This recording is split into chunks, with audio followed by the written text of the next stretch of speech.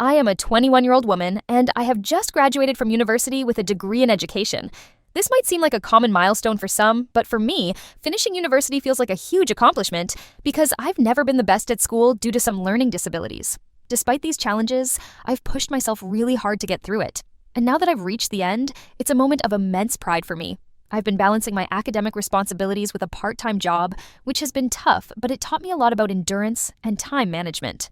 So, when I graduated, I decided to reward myself for all this hard work by planning something I've always dreamed of: traveling to Europe. It's been a long-standing dream of mine to visit the different cultures and rich histories of several European countries, but both time and finances have never aligned to make it possible until now. With a bit of planning and saving, I've finally managed to book a 3-week trip to Europe next month. It's a solo adventure, planned entirely as a celebration for myself alone. My family is very close-knit. It's me, my parents, my older brother Jay, who is 23, and my younger sisters Elle and S, who are 14 and 18 respectively. Though we have our differences at times, we're all like peas in a pod. My brother Jay is probably my favorite person in the world, a companion through thick and thin. I cherish our youngest sibling Elle immensely, and I also consider myself close to my sister S, or at least I thought I was, until recent events made me question that dynamic. The family organized a big party for our graduations, since S also graduated high school this year. The party turned out to be a blast with laughter echoing everywhere and joy filling the room. With everyone gathered, it felt like the perfect occasion to announce my travel plans. So that evening, when all the guests had left, I let my siblings in on my big Europe trip.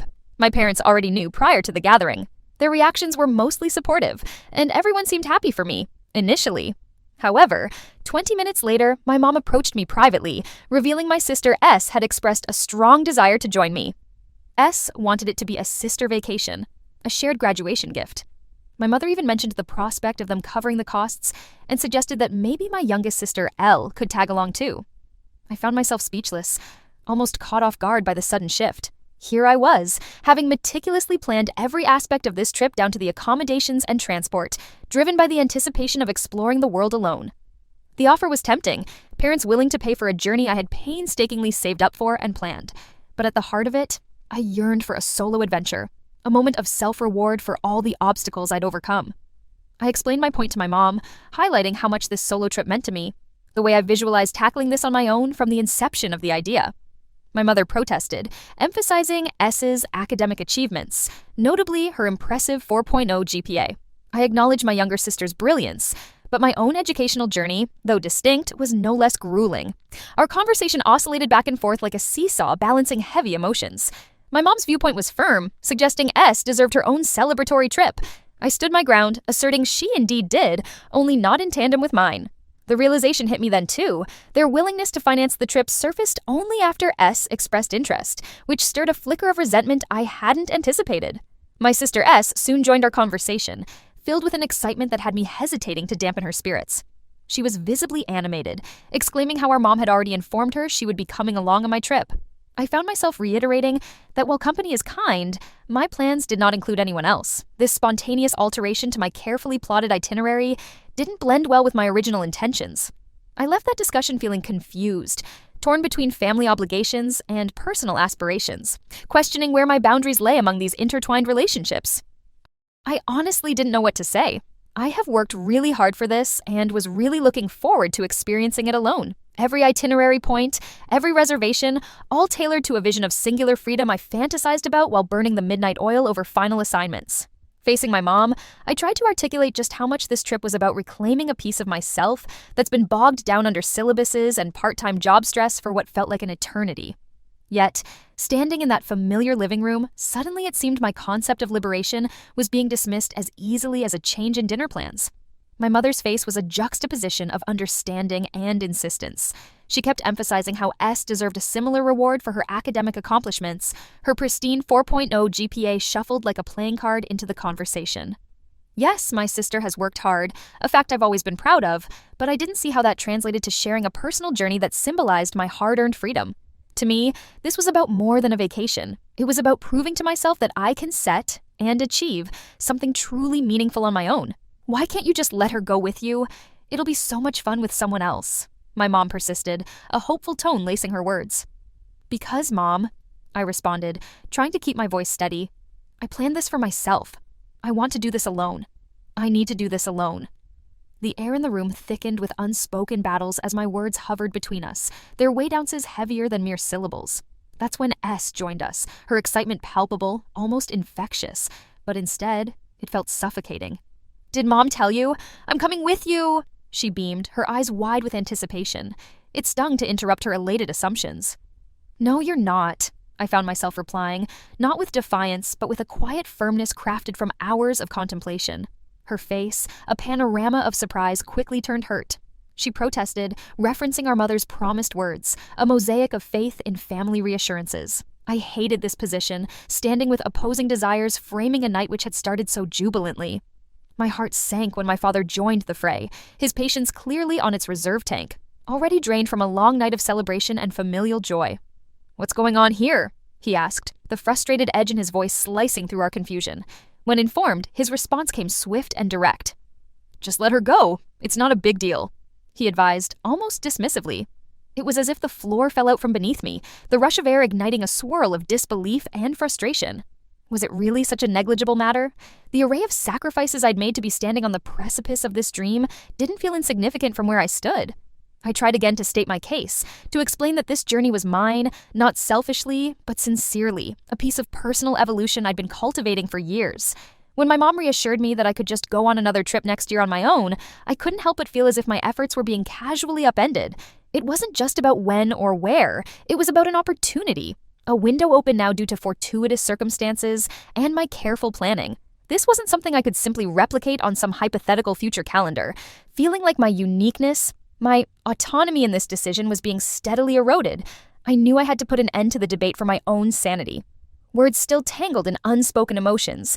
I excused myself from the conversation with both resolution and sadness, deeply appreciative of the love from my family, but firm in my resolve to follow through with my plans as initially envisioned. Later that night, needing a lifeline of rational support, I texted my brother Jay, the grounding voice amid the swirling uncertainty. His simple advice, "Just ignore them," was both reassuring and emboldening. His understanding, the silent nod from across the divide, reminded me of the importance of trusting my inner compass, even amidst the clamor of external expectations. Readjusting my thoughts, I kept reminding myself why I fought so ardently to protect the sanctity of this solo journey. In the quiet solitude of my apartment, I recounted every hurdle I'd overcome, each one reinforcing the value of my ambitions, the integrity in staying true to them. While the familial disagreement lingered like a dark cloud overhead, I felt it necessary to stand my ground, rooted in the knowledge that honoring this commitment to myself was as essential as any destination plotted on my broader life map. Though messy and uncomfortable, such experiences are intrinsic to navigating adulthood's landscape, where family ties and individual needs often tangle in intricate, sometimes challenging ways. Yet, in the process, I've come to embrace the clarity that in carving out such moments, we affirm our independence and celebrate the culmination of our endeavors. This was his response. "Just let her go. It's not a big deal." Hearing this felt like a splash of cold water. In that moment, I genuinely felt like I was the one losing grip on reality. I mean, isn't it common understanding that a trip planned for one is intended for that one person alone? Why was no one else grasping this simple concept? This entire situation was swirling with emotions, and the room felt more like a pressure cooker, each of us carefully gauging the words being exchanged. I explained again that I had spent the better part of a year planning every single aspect of this trip to achieve a personal milestone of independence and reassurance in my capabilities. My dad, his attention more on the rapid shifts in energy than the fine details, repeated, "It's not a big deal," as if saying it enough times might actually make it true. But for me, every fiber of this journey was steeped in significant, profound intent. It was a venture of introspection and self-celebration, albeit not recognized by my family at this moment. Their repetition of simplicity as an argument only served to deepen my sense of being cornered. No matter how gently or directly I tried to express that my journey wasn't merely about the sights or the break from routine, but an imperative act of self-investment, there seemed to be an impasse. My parents' collective struggle was a nod toward family togetherness, a perspective perhaps tinged with nostalgia for shared experiences we often romanticize. But even within these cherished dynamics, individuality must find its space to grow and breathe. A silent agreement between us marked the end of this increasingly circular conversation. There was a shared understanding, unspoken yet obvious, that as the night unfolded, each side was securing their ground, fortified by individual beliefs and values. As I walked away, a swirl of sadness mixed with determination coursed through me. In a way, I was enacting my own mantra of independence that night by choosing to halt the conversation. Returning to my own space, my mind buzzed with reflections. It was here, away from judging eyes and close proximity, that I exhaled the tension and found peace in solitude. Reaching out to Jay was a natural reflex at this point. His reply, short and to the point, just ignore them, embraced me with the familiar comfort of sibling solidarity. A confirmation that amid the familial conformity, my stance was valid and thoughtfully weighed. My brother, always perceptive even in brevity, had unknowingly fortified my resolve. I could now focus on maintaining my course, quieting the external noise threatening to mar my excitement and rightful chase of personal autonomy. In the grand mosaic of my life, this trip represented more than just travel. It was a proving ground for future endeavors where I might need to defend and uphold my decisions against similar familial tempest or societal expectations. Nestled within dreams of European adventure were lessons in self-advocacy, even when faced with deeply cherished opposing views. And thus, as the narrative of the evening settled, lines drawn without malice but with necessity, I felt assured in maintaining a cherished dream anchored solely by my aspirations and efforts. Embarking on this journey alone would not only be a gift to myself but a testament to my ability to navigate the stormy intersection of familial bonds and personal growth. It was indeed not a big deal, but rather an essential act of self-respect and acknowledgement of my journey thus far. Fast forward 2 weeks, and I am days away from leaving on the journey I've been eagerly anticipating. At this point, I have decided to keep my flight details and exact departure day to myself. No matter how persistent my parents and S become in their attempts to dig out the information, I hold on to it as a safeguard for my cherished solitude. Their countless endeavors to pry details about my trip have become a repetitive dance, one I skillfully sidestep while maintaining a polite but firm barrier. Each query, whether subtle, suggested over a shared dinner, or squeezed into conversations, becomes another reminder of why I have chosen to prioritize this experience. It's not secrecy for secrecy's sake, but a necessary measure to preserve the space I've carved for personal growth. S's reaction to my silence speaks volumes in itself. She's icy, refusing to respond to my texts or messages on social media. Her withdrawal tugs at my heartstrings because I've always thought of us as close. Yet, her choice to shut down our communication is disheartening, albeit not wholly unexpected, given her desire to tag along. Observing my parents, it's impossible to miss the silent cycle of discontent overlaying their interactions with me these days. Their tone is tinged with disappointment, their words clipped where there was once ease. This unspoken tension, quieter but unmistakable, has introduced a layer of solemnity to our recent family dinners or sporadic phone calls. Amidst these strained relationships, my youngest sister, Elle, remains caught in the crossfire. She glimpses the shift, picks up on the altered dynamics, and approaches me with wariness. Her uncertainty as she traverses our family ties with curiosity reminds me of my role as a guide to both younger sisters and how this incident unexpectedly contributes to her growing understanding of complex interpersonal relationships. Our older brother Jay remains my one steadfast pillar throughout this ordeal. In his quiet way, he validates my decision without exacerbating the family tension. His reassurance is like a soft undercurrent that quietly supports my stance without the need to publicly declare its existence. His diplomatic silence refrains from further igniting the existing disagreements. Even as I stand firm, resisting the familial pull to alter a purely personal milestone, the emotional burden of their disappointment weighs on me. Questions about familial expectations and personal ambitions echo loudly in the solitude of my own headspace. With each passing day bringing me closer to departure, I remain committed yet reflective, unraveling emotions wound tight amid familial bonds. Part of me wonders if S will realize this trip is an expression of a long-standing dream, not a denial of her ability or desire to explore Europe. Perhaps with time, they all might recognize my journey as not a slight against family, but an homage to independence they've truly encouraged. With such reflection comes clarity, the kind that strengthens my resolve to maintain the course charted through countless dreams and preparations. As flights are confirmed and bags are packed, there lies confidence within this silence, a trust that bridges difficult dialogues, promising connections to be reforged with deeper understanding upon my return. After all, every great adventure requires not only a first step, but the resilience to uphold that leap in the face of unprecedented personal and familial challenges. It's with hopeful anticipation that I prepare to embark on this solo escapade, the love for my family weaved into the determination driving me forward on this singular journey meant to be celebrated, understood, and ultimately shared in my own time.